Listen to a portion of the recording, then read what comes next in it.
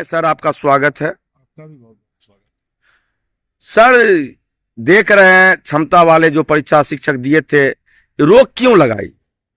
हाँ, एक्चुअली पता होना चाहिए कि कोई भी जब अपग्रेड होता है टीचर,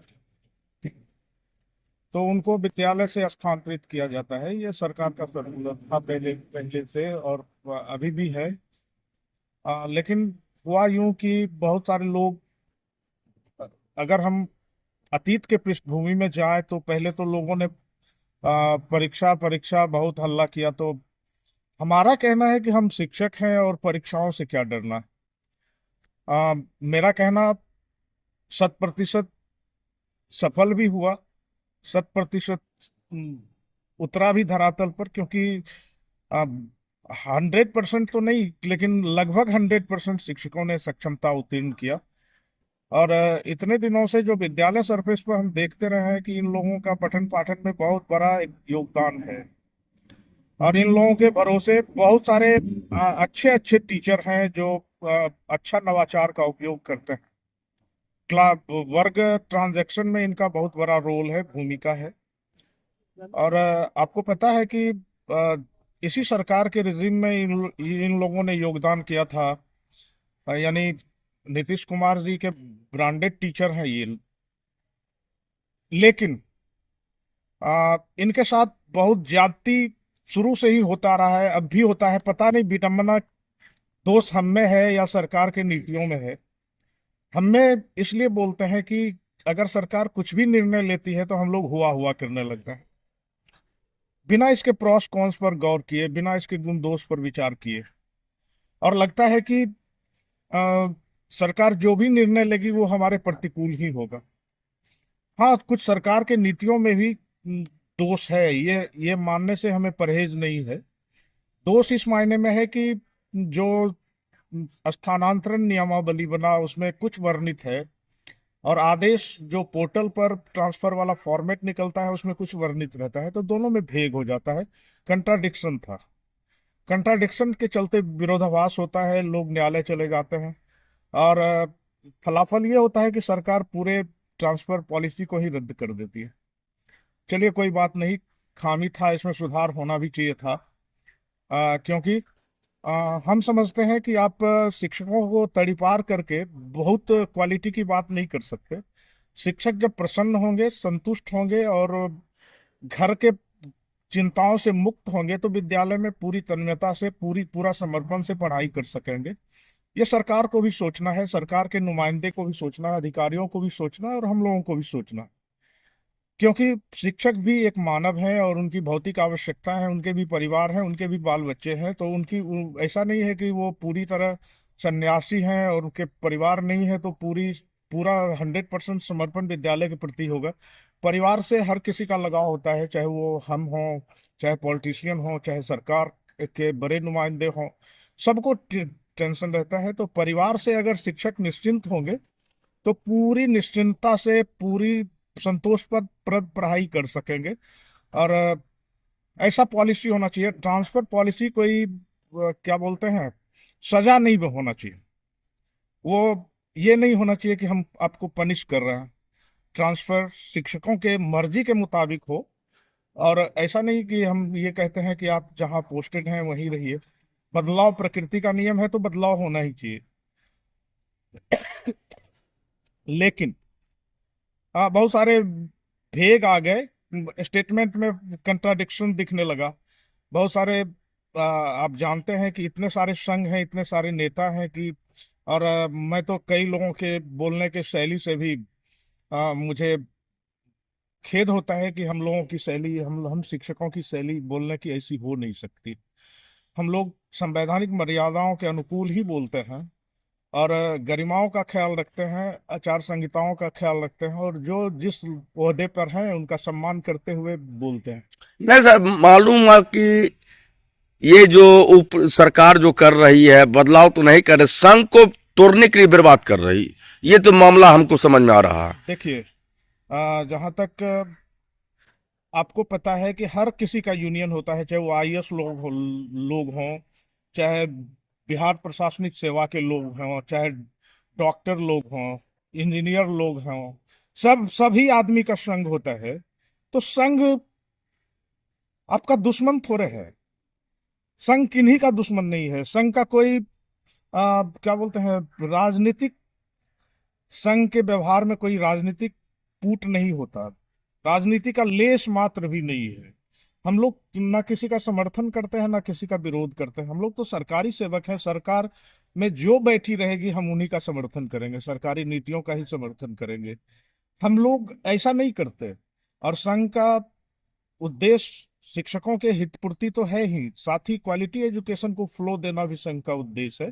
तो संघ सरकार का विरोधी नहीं है, सरकार का दुश्मन नहीं है।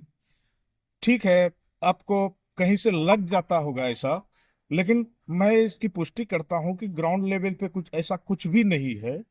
तो संघ को अगर तोड़ना है तो सारे संघों को खत्म करने के लिए रूल बना दीजिए, सभी तरह के संघ खत्म कर दीजिए। सिर्फ शिक्षकों के संघ पर ही आक्रमण क्यों? और हम एक प्रजातांत्रिक देश। सरकार तो देखते हैं शिक्षक ही पर लगा हुआ है। देखिए, शिक्षक पे लगा हुआ है ये सब तो क्या बोले। आ, हम अगर सही से पढ़ाई करवा रहे हैं, आप लग जाओ हमारे पीछे, क्या दिक्कत है? कोई दिक्कत नहीं, शिक्षकों को इन चीजों से भी कोई परेशानी नहीं। लेकिन उद्देश्य मेंटल हरासमेंट नहीं होना चाहिए, मानसिक प्रताड़ना उद्देश्य नहीं होना चाहिए।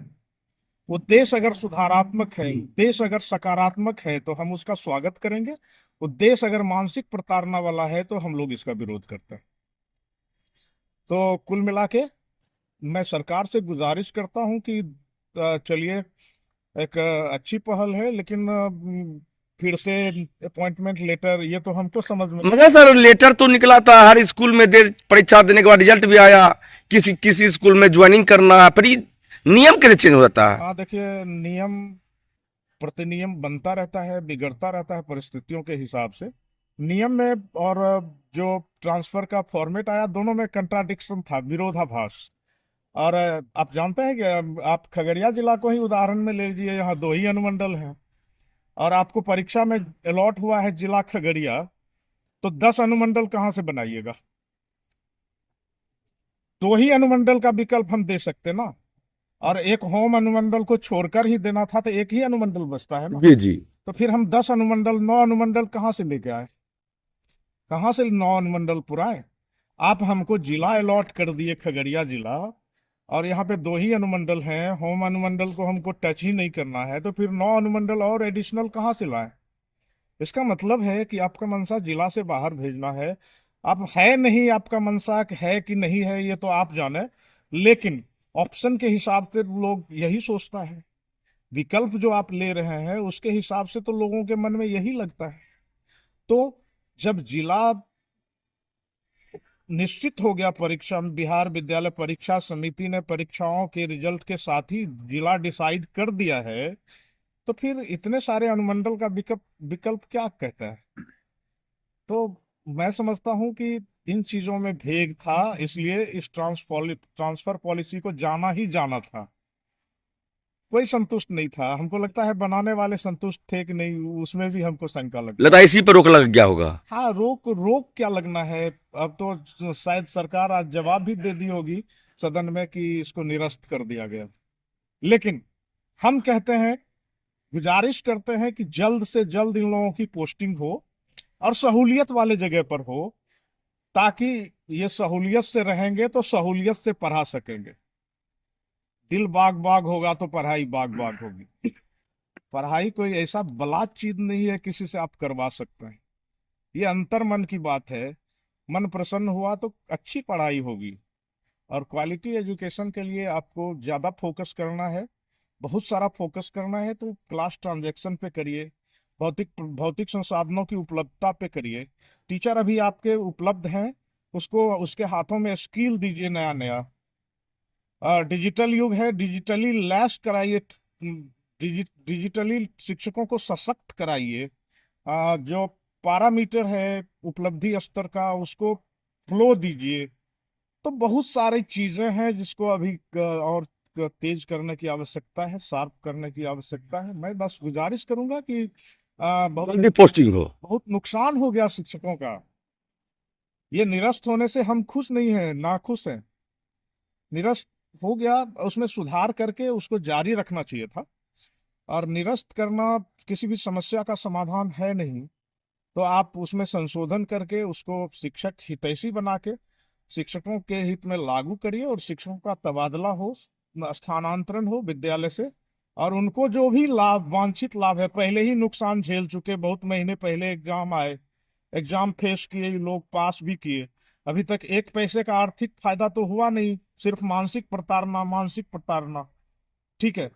तो इनको अगर फायदा पहुंचेगा तो आप जानते हैं कि जो मुंह खाता है वो लजाता है। अगर इनको फायदा होगा तो निश्चित रूप से जीवट से पढ़ाई करेंगे, पढ़ाई करवाएंगे। और ऐसा भ्रांति में नहीं रहना है कि इन लोगों का कोई कंट्रीब्यूशन नहीं है। मैं तो वैसे लोगों को कहूंगा जिनकी सैलरी बहुत मोटी है, लेकिन इसका उनका विद्यालय में जो क्रियाकलाप है बहुत छोटी है।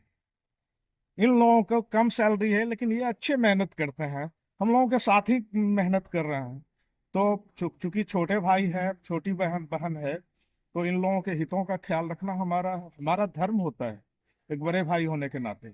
और इनके प्रयासों को हम कमतर और कमजोर नहीं मानते। भले इनके इनका संबोधन जो भी हो, इनको नाम, इनका संज्ञा, संज्ञेय, उपमा, उपमेय जो भी हो, नियोजित हो, सक्षम हो, विशिष्ट हो, जो भी हो, उस नाम पे नहीं जाना है, इनके काम पर जाना है। इनका जो काम है विद्यालय स्तर पर वो दिखता है, और किन्हीं से भी कमजोर और कमतर नहीं है। जो लोग पहले से जमे हुए हैं, मोटी पगार वाले हैं, वो तो मठाधीश बन गए हैं, उनको तो पढ़ने पढ़ाने से कोई मतलब है नहीं। बस चाहते हैं कि इन लोगों को चलाकर अपना काम करें।